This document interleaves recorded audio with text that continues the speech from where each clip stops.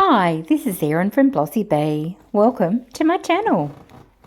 The plan for this video is to unbox the April 2026 Resin Moulds box collection, Whispers of the Wild. I'm going to use Solid Solutions Solid Crete to make some of the items, and I'll share with you what I learn along the way. Firstly, let's get to the unboxing. One of the favourite times of each month for me is when the gorgeous pink packaging arrives. And this is going to be the Resin Moulds Box April 2026 package. And I'm so excited. Let's have a look what it's called. This is called Spring Ripples, Whispers of the Wild, crafting serenity into every detail. So let's have a look. And it isn't spring in Australia, it is autumn, but I don't care. Now, this box came ages and ages before Easter, and I've only just been able to open it, so I'm expecting I might have some Easter type things in. Let's have a look. All right. 8 moulds. I thought it felt rather chunky.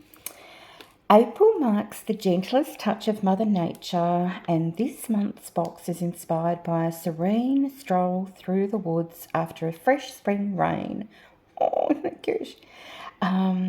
We've carefully curated this collection to bridge the gap between artistic sculpture and functional home decor. All right, so we are looking for an oval tray. Wow. Okay, so look at all those little dimples, a highly textured surface. Beautiful. Let's see. There's the mould volumes and their image, and it says this mould features a unique organic ripple surface that mimics the gentle movement of water. The elongated oval shape provides a sophisticated canvas for your resin art. And then there are 3 suggestions from Ella: the ocean look, elegant marble, or functional decor, which is more talking about the use. So I can't help but think I'm loving the idea of water ripples. That is beautiful. Okay, number 2 is a bunny ears storage jar mould set.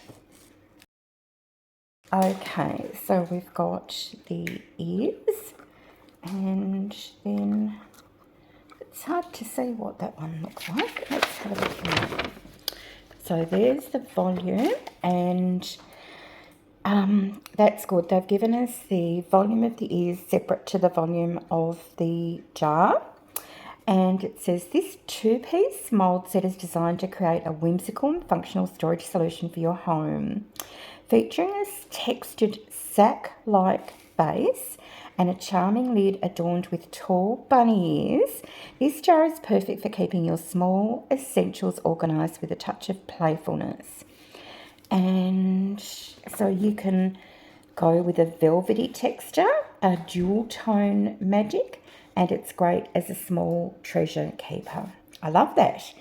Okay, next one is a crab trinket mould box. Oh, look at that. Okay, so that's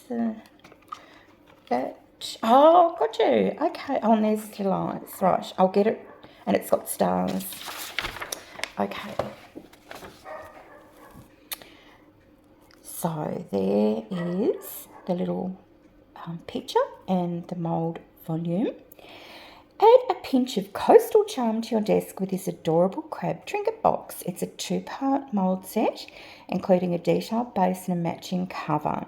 You can do it in realistic beach vibes or in a galaxy, and it provides practical storage. So Super cute. Now, next is a Floral Spliced Vase mould set. Oh, another two-piece. Gosh, we're getting a lot of the two pieces today. So, we've got... Oh, do you know, I think this is going to be like the butterfly mould from Resin Moulds box. Okay. Oh, and it's got a star in it, a little star in the middle. All right, let's have a look. Here's our mould volume. And yes, so they've got that set up just like the butterfly one. So capture the eternal beauty of spring with this innovative architectural vase mould. It features a unique splicing design comprising of a detailed cover and a sturdy base. So it allows you to create a 3D star-shaped floral vessel. And the suggestions are a frosted glass effect or botanical preservation. So that will be very interesting. Love how detailed it is. Okay, we're on to page 2. Oh no, look. What? A little fat dark ornament mould. Oh, that is ridiculously cute. Where are you? Oh my goodness, I can already see how adorable he is. And it's a nice height too. Okay. So there are the mould measurements and their images, and it says, bring a touch of playful serenity to your home with this charming little fat dark ornament mould. Its smooth rounded contours and soulful expression perfectly capture this peaceful spirit of nature. You can do a glittery water bird and, oh, nature's companion. Place your finished duck on the oval ripple tray to create a miniature pond scene. So that's a bit cute. So you have your little duck on all the ripples. I like that a lot. Okay, hollow cat paw ornament mould. Oops, sorry little duck. It's not even that fat, but he's beautiful. Okay, so let's have a read about this one. So we've got hollow cat paw ornament mould. Oh, those holes go all the way through. Celebrate your love for furry friends with this eye-catching large hollow cat paw mould designed with a modern open frame structure. A bold yet lightweight ornament that stands beautifully on its own. So you can do a prism of joy, so clear resin with all different iridescents and holographic flakes, or a liquid candy look. I love it.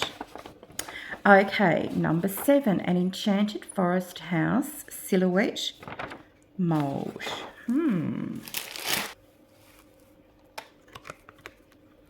Oh, that is so cute.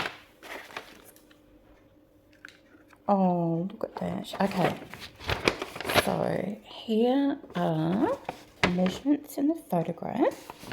So step into a fairy tale with this intricate silhouette mould, featuring a serene scene of a bunny, a bird and butterflies under a blossoming tree.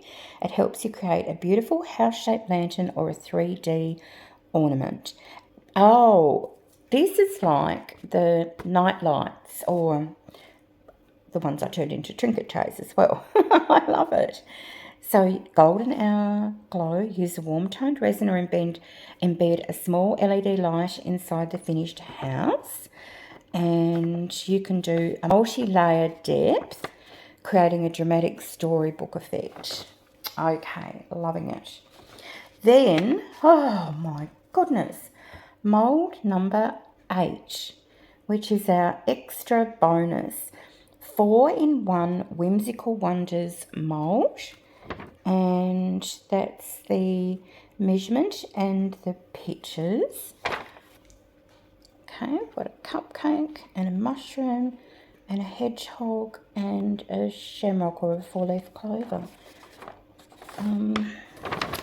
Why settle for one when you can have four? This versatile 4-in-1 mould features a delightful collection of nature-inspired shapes, a magical mushroom, a sweet cupcake, a friendly hedgehog, and a lucky four-leaf clover.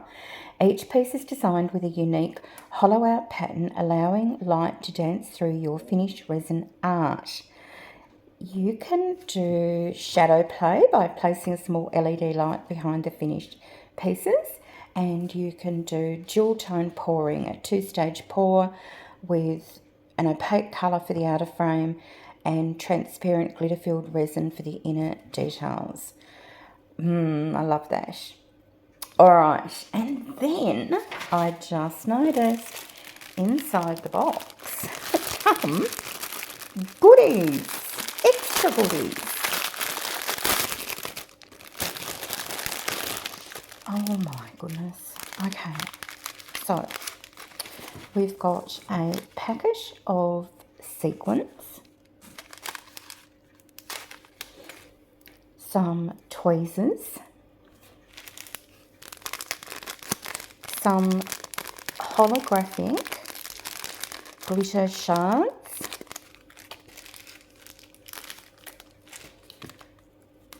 some more holographic glitter shards, and more still. So 3 packets of that. Wow. A packet of the little fruit slices. Cute. And wow, some steampunk style gears. Okay, I need to get my gears working and thinking of what I can do with all of this. Thank you to Ella from Resin Moulds box for this absolutely amazing box. I can't wait to get started. To start off with, I selected some of the moulds that I thought would work really well with Eco Casting Powder. I'm using Solidcrete from Solid Solutions in Australia. It's an amazing Eco Casting Powder. It is a 3-to-1 ratio, 3 parts powder to 1 part tap water, and yes, it gives a beautiful white finish, and I love the fact it's very low bubble or no bubble often, and it is also very economical. So the first mould that I'm working with is the bunny pot. So I've filled up the bunny ears and the little hat or basket that he's in, and now I'm working on this little flower vase, and I've got the base there and the lid, and then I'm going to do the little spring scene next. So we've got the cover, and then we'll have the back piece. So it's interesting, these 3 are all 2-part moulds, and I think I commented on that when I was doing the unboxing. It's quite unusual to see that many. So everything's going in smoothly, and I give everything a little wiggle and jiggle. And then the last mould that I'm going to work with is the little set of 4. There's a hedgehog, a 4-leaf clover, a cupcake, and a mushroom. Now, I'm not proud of this image. It's disastrous. Oh my goodness. I don't know whether I was tired or what happened, but it doesn't look good, does it? And I apologise for that. But the great thing about Eco Casting Powder is that once it's cured, you can just snap off any little overspill and keep it in a little pot next to you, and you can use that for making terrazzo or filling other projects in the future. So I did make a few little shapes there that I'm going to use for fridge magnets, just with the leftover pieces. So I'm just using my finger now to break away any excess that's sort of hanging over, and it comes away really easily.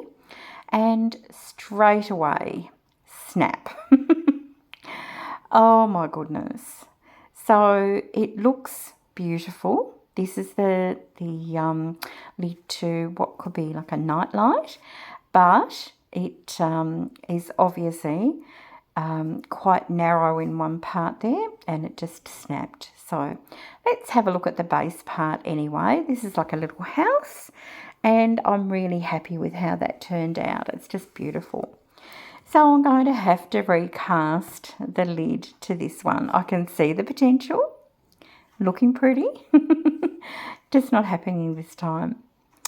Okay, next we're on to the set of little 4 pieces, and here we've got the little hedgehog, and I just noticed he's got a little 4-leaf clover in his back. And now we've got the actual 4-leaf clover. Next we've got the little cupcake, and then lucky last is the little mushroom. Now these all look really sweet, but I at this stage don't actually know what they are. They probably just little ornaments, but I'm not quite sure. So I'd love to see what you think in the comments. What would you have done with these? And have you seen anything like this before? Okay, next is the front piece of the little flower vase. And this looks a little bit fragile, so I'm quite careful with pulling away the edges, but the casting is very neat and clean, and all of that detail has come out really well. And then we've got the base. Now this is a really unusual shape. It is quite similar in design to the butterfly jar that I've made previously, in as much as it has a front and a back, and the two fit together. Now straight away I could tell that something had gone wrong, and inside the mould I found some of the little pieces that were meant to hold the lid in place, and you can see some of them just popping off on the mat there. Anyway, this is the little bunny jar, and then the bunny ears. This one in particular came out super smooth. It was really a lovely surface. The jar is quite textured, but the pieces fit together beautifully. So time to re-pour. Not my favourite thing to do in the world, but I need to see if I can sort these issues out. So I'm going to re-pour the lid of the little display house, and I'm going to re-pour the base of the vase just to see if I can get those little plugs to stay put, and let's see how we go. I did have a little bit of eco casting mixture left over, and I tinted it with a mocha brown, and I really wanted to see what the hedgehog looked like, and I'm very unimpressed with how this turned out. So I've made a few other little of the shapes as well, but yeah, the less time we look at these, the better. So time to see if I can demould this lid without the exact same thing happening. And here we go. And perfect. Well, for a few short moments anyway. Unfortunately, the exact thing happened in the same spot, and yeah, starting to lose my patience with this mould and eco casting powder. Anyway, let's have a look. This is the base of the flower vase. So we'll see if I can get this out of the mould with all of the little pieces, the protruding pieces which are designed to lock in to the top. And straight away I can feel some problems, and by problems I mean little broken pieces. So very disappointing. It's just with eco casting powder, I guess you have some areas that are fragile, and look, it's a very strong material, but not strong enough for these. I have a third, and I can tell you now, final attempt at this lid. And for the star vase, I'm just going to leave it and try and work something out with what I've got. And we'll see how this one goes. And thank goodness this one turned out just fine. And I'm looking forward to seeing what we can come up with. Okay, now to the flower vase.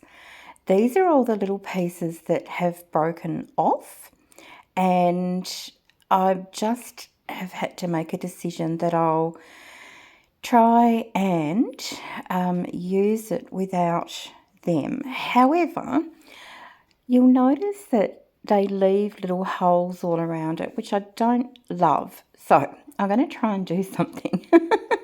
I'm going to try and fill those holes with eco casting solution or powder and see if I can fill them like you would fill a hole in a plaster wall. So the first thing I need to do is actually join the two pieces together, and I'm just using E6000, and I'm going to let that glue cure, and then here we go. So I've mixed up a teeny tiny little amount of the solid crete, and I've mixed it as you would normally, but at the moment it's quite liquidy. I need to give it a minute or two. So I've decided to fill in all of these features, which I haven't been loving, just my personal taste. So I like things that are more plain and that I could add my own spin to, rather than pieces that have the sort of built-in features. It's just a weird thing about me. I know a lot of people would just love this vase as it was, with the sort of a starburst pattern on it. But anyway, look, I don't even know if it'll work, but I'm poking and pressing and all the things, this material into here. Now, all this while, the material in my cup is getting thicker because it has started the curing process, and I need it quite thick if I'm going to try and fill in the gaps. And yes, it was just sort of taking me back to times when I've plastered things or filled holes in things. We have a product in Australia, I'm not sure if it's all around the world, called spack filler, and you'd say, oh, I'm going to put spack filler into that. So this is what I'm doing.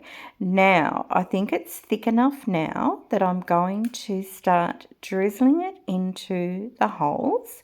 And I'm doing this because I want it to start curing in there, and then it starts building up some volume where I can actually build on. So I'm going round and round, dribbling a little bit in, and then, when I get back to it, it's cured a little bit more and getting thicker. And I'm just trying to keep the sides quite clean, and I'll just keep doing that until I get the casting solution up to the surface of the vase.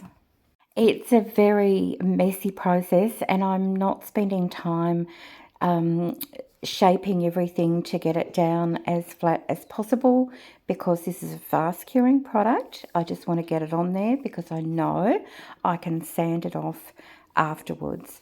So So I'll set this aside to cure, and then let's see what we are left with, whether I've managed to sort of try and cover up those little holes, and yeah, we'll see how we go. Once everything has cured, I just start gently sanding it with a little hand sander, and I think I've got 150 grit sandpaper on there, but I quickly realised that I need to do this over at the sink under running water.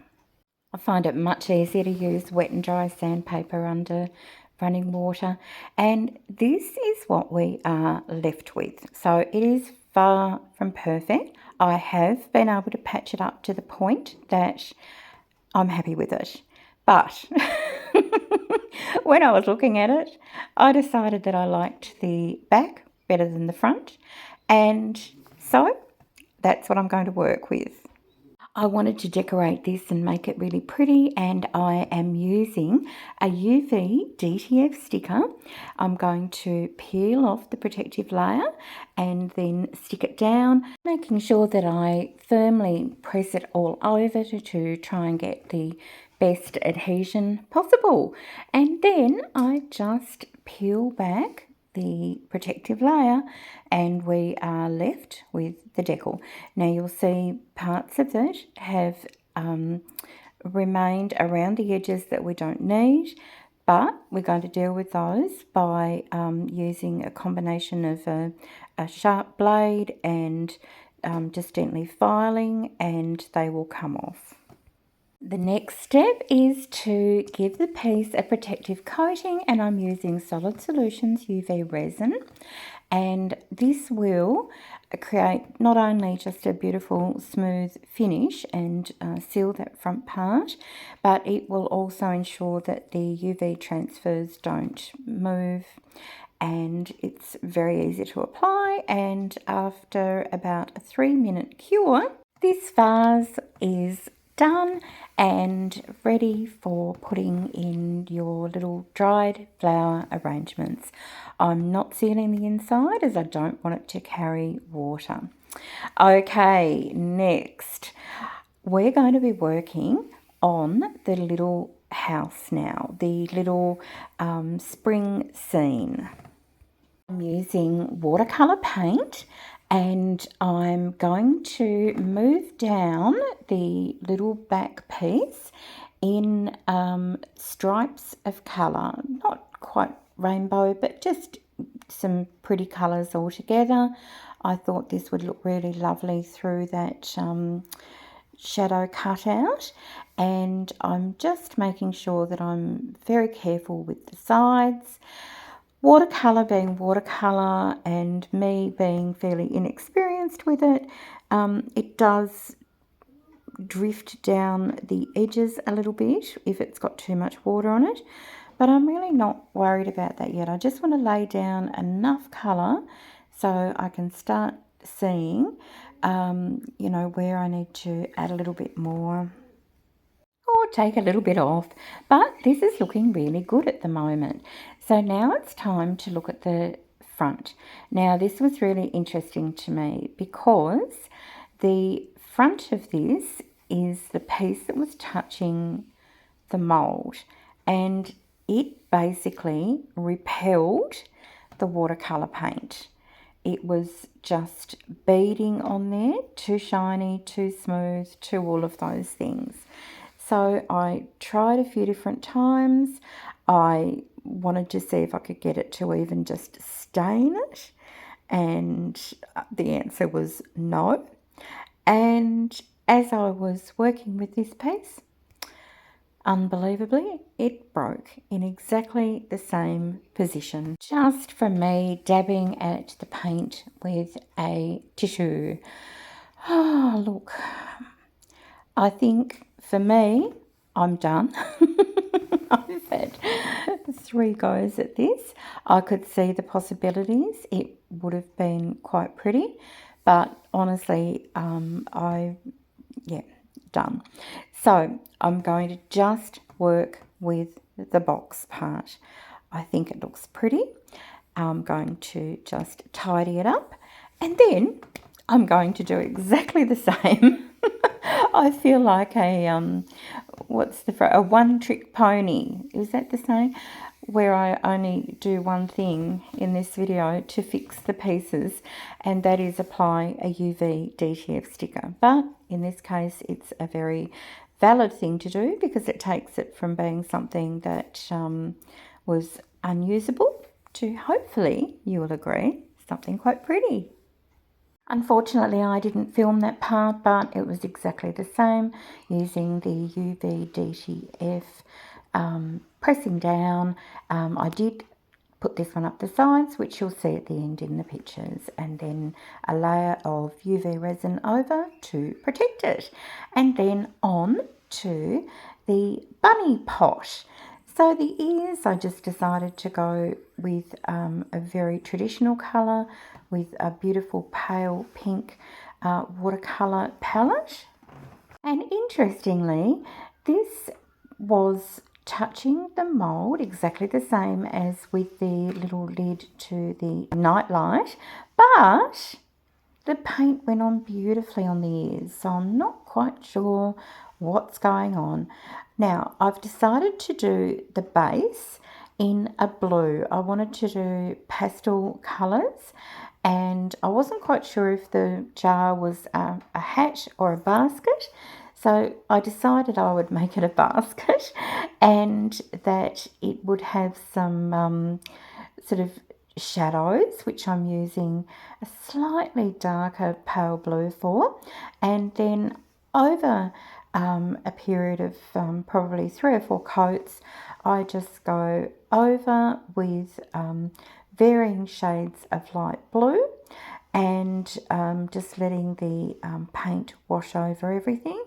And then you'll see in a moment what we end up with. And I did not seal this one prior to taking photos, but it will be sealed. I'll just use probably a wax or one of the new sealers that I've been working with, and then it's ready to be a little storage jar for somebody.